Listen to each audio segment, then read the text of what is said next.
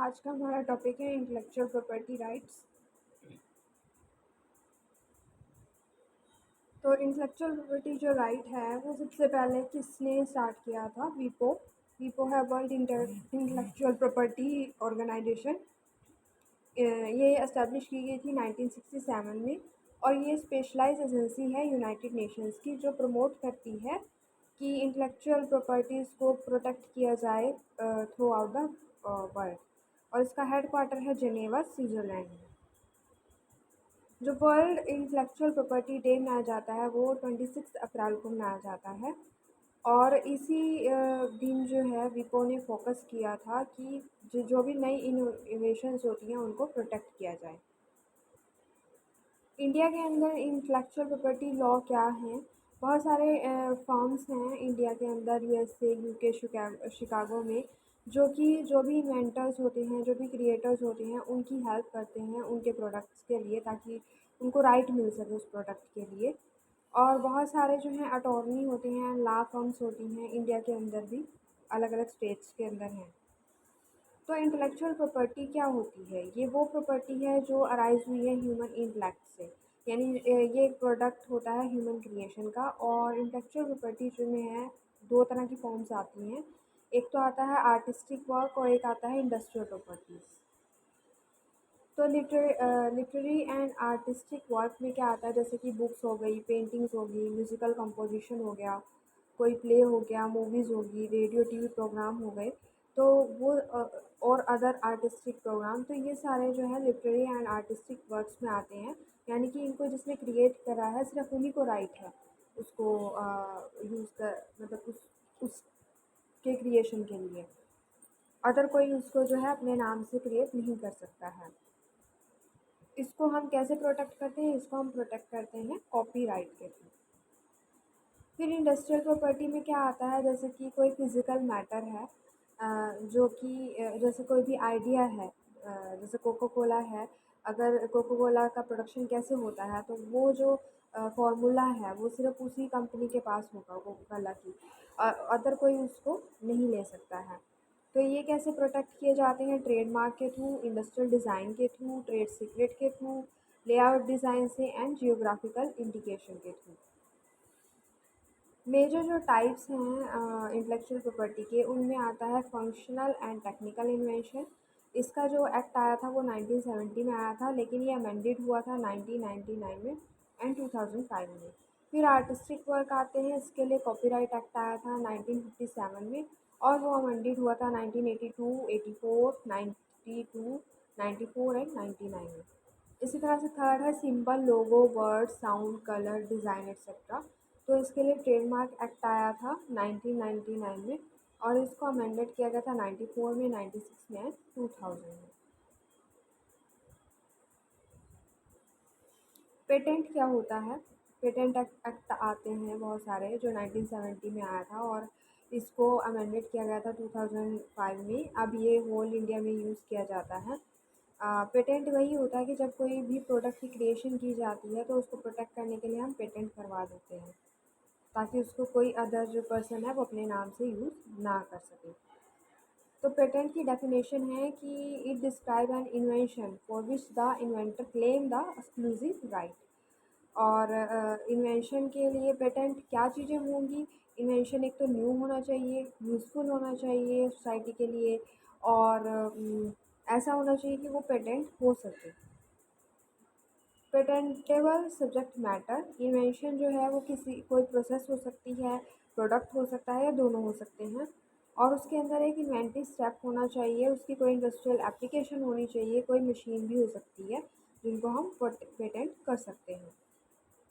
Life and duration, जो patent का term होता है वो 20 ईयर्स का होता है, जिस डेट से हम फाइल करते हैं तब से लेकर के। और जो वो डेट वही मानी जाती है जिस दिन जो है पेटेंट के लिए फ़ाइल किया जाता है, उस डेट से जो है उसका जो टर्म है पेटेंट का वो काउंट होता है। तो टर्म जो है, ड्यूरेशन जो है वो 20 ईयर्स है। कि क्या फ़ीस होती है? अलग अलग फ़ीस होती है पेटेंट एप्लीकेशन की। जैसे इंडिया में 750 है फॉर इंडिविजुअल्स, और लीगल के लिए जो लीगल एंटाइटीज़ हैं उनके लिए 3000 है। फर्स्ट और सेकंड ईयर के लिए कोई फ़ीस नहीं होती, उसके बाद ये ईयरली बेसिस पे रिन्यूएबल होता रहता है। क्या जो एक पेटेंट अगर एक कंट्री में जो ग्रांटेड हुआ है, क्या वो अनदर कंट्री में भी इन्फोर्सेबल है? तो नहीं, इस तरह से ग्लोबल पेटेंट या वर्ल्ड पेटेंट टाइप से कुछ नहीं है। अगर इंडिया में का प्रोडक्ट है तो वो इंडिया में ही पेटेंट होगा। पेटेंट होल्डर्स इन इंडिया, बहुत सारी बायोटेक कंपनीज़ हैं, फार्मास्यूटिकल कंपनीज़ हैं जो पेटेंट करवाते हैं।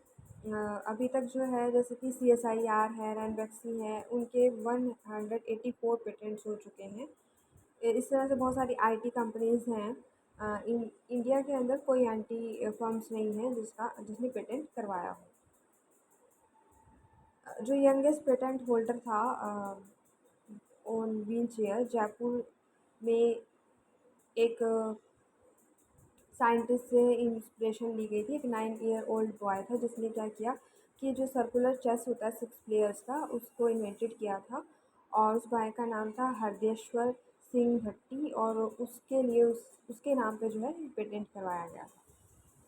पेटेंट जो सर्टिफिकेट है वो इस तरह से दिखता है। इसमें इन्वेंटर का नाम होता है, पेटेंट नंबर होता है।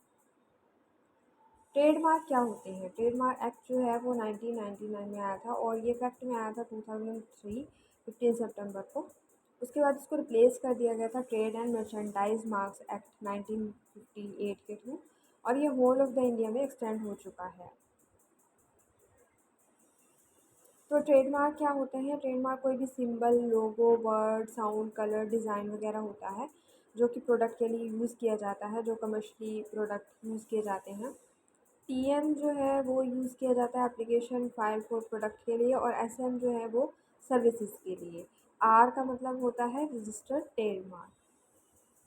रजिस्ट्रेशन प्रोसीजर क्या होता है? पहले तो एप्लीकेशन के लिए सर्च करेंगे, फिर रजिस्ट्रेशन करेंगे, देन एग्ज़ामिनेशन होगा ट्रेडमार्क का, फिर एडवर्टाइजमेंट होगी उसकी, फिर देखा जाएगा कि कोई उसको अपोज़ तो नहीं कर रहा है, और देन सर्टिफिकेट इशू होता है अगर कोई अपोज़ ना कर रहा हो। ड्यूरेशन एंड फ़ीस क्या है? ट्रेडमार्क जो है वो वैलिड रहता है 10 ईयर्स तक, जब जब से हम जो है डेट ऑफ़ एप्लीकेशन स्टार्ट होती है, और हर एक 10 ईयर्स के बाद जो है रिन्यूड होता रहता है। उसके बाद इसकी जो गवर्नमेंट फ़ीस है वो 2500 है हर एक गुड या सर्विसेज के लिए। एप्लीकेबिलिटी क्या है कि ट्रेडमार्क एक साइन होता है जो यूज़ किया जाता है किसी भी प्रोडक्ट के लिए या सर्विसेज के लिए। तो वो सिर्फ़ उसी पे ही होगा, वो उसके कंटेनर पे हो सकता है, रैपर पे हो सकता है। जैसे ये सारे क्या हैं? ट्रेडमार्क्स हैं। विमल हो गया, एक्टोसा हो गया, ADT हो गया। तो स्पेलिंग में चेंज नहीं होगा, जो करेक्ट ऊपर दिखाया गया है वो करेक्ट दिखाया गया है, और नीचे इनकरेक्ट है। ट्रेडमार्क्स में जैसे कोको कोला की कंपनी हो गया, उस पे लिखा हुआ है कोको कोला, और इस तरह से मैकडॉनल्ड है। तो ये सारे जो है साइन, शेप, कोई भी सिंबल, कोई भी स्लोगन, कलर, ये सब ट्रेडमार्क में आते हैं। फिर कॉपीराइट एक्ट जो है वो 1957 में आया था। अमेंडमेंट किया था इसको 1982, 84, 92, 94 एंड 99 में। तो एक ये राइट होता है जो प्रोटेक्शन देता है किसी भी यूनिक एक्सप्रेशन ऑफ आइडिया को। कॉपीराइट का मतलब होता है कि वो वर्क जो कि ऑथर से ओरिजिनेटेड हुआ है, और यहाँ पे इसमें कोई रिक्वायरमेंट नहीं होती कि वो नॉवल ही हो और वो यूनिक ही हो। तो सिर्फ ये एक्सप्रेशन ऑफ आइडिया को जो है प्रोटेक्ट करता है। तो कॉपीराइट के अंदर क्या आ जाता है? फ़िल्म्स आ गई, जैसे कि म्यूज़िक आ गया कि किसी ने जो कंपोज़ किया है वो उसी के पर्सन के नाम पे होगा, किसी और पर्सन के नाम पे वो नहीं होगा। आर्टिस्टिक वर्क हो गया, ठीक है, जो पेंटिंग्स हो जाती हैं, साउंड रिकॉर्डिंग, तो ये ड्रामेटिक जो जितने भी ड्रामास होते हैं वो सारे जो हैं कॉपीराइट में आते हैं। कॉपीराइट में क्या नहीं आता? जैसे आइडिया, फैक्ट, कोई रेसिपी हो गई, फूड रेसिपी, फ़ोन बुक हो गई, नेम, टाइटल, ये सब चीज़ें नहीं आएंगी। रजिस्ट्रेशन प्रोसेस ये है कॉपीराइट का कि एप्लीकेशन फॉर्म होता है, साथ में फीस लगती है, और यहाँ पे क्या रहेगा कि टाइटल सेम रहता है, सिर्फ जो वर्क क्रिएट किया होता है उसका कॉपीराइट प्रोटेक्शन मिलता है। ड्यूरेशन जो है वो 50+ ईयर्स है इसका। और जैसे 50 ईयर्स है फिल्म्स के लिए, साउंड रिकॉर्डिंग के लिए 25 ईयर्स है, टाइपोग्राफिकल अरेंजमेंट्स के लिए, तो अलग अलग है ये ड्यूरेशन। फेयर यूज़ का मतलब होता है कि कॉपीराइटेड जो भी मटेरियल है उसकी परमिशन दी जाती है कि उसको यूज़ कर सके, और ये फ्रीडम ऑफ स्पीच को भी प्रोटेक्ट करता है, पब्लिक बेनिफिट को प्रमोट करता है, जैसे एजुकेशन।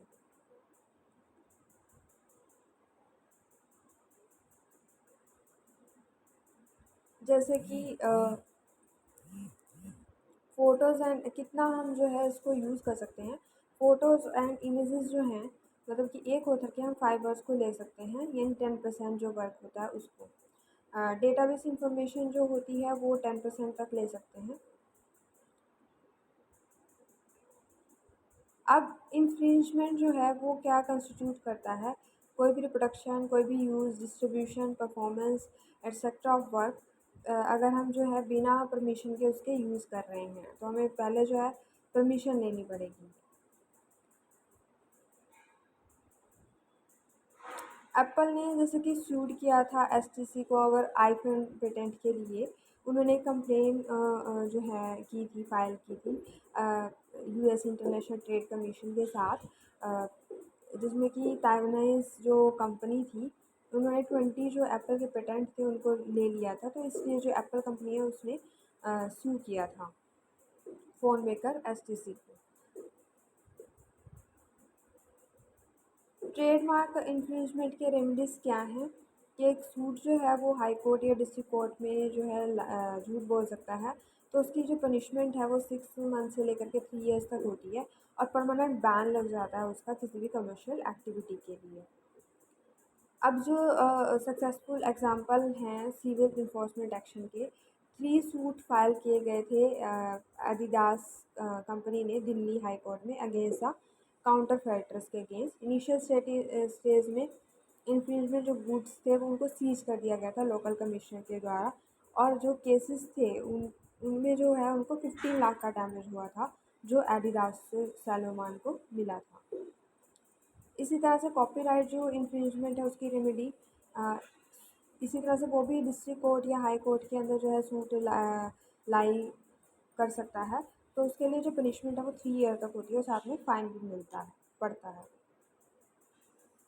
ये आर्टिस्टिक वर्क है जो अलग अलग पर्सन्स ने बनाया है, जैसे कि Ritika limited versus Ashwini Kumar, Ritika limited versus Neena Tola Tolakdar, Ritika limited versus Sajid Mubeen. तो ये सारे जो हैं अलग अलग डिज़ाइंस बनाए गए हैं जो उन्हीं के पर्सन्स को जिन्होंने क्रिएट किया उनको कॉपीराइट मिला है इसका।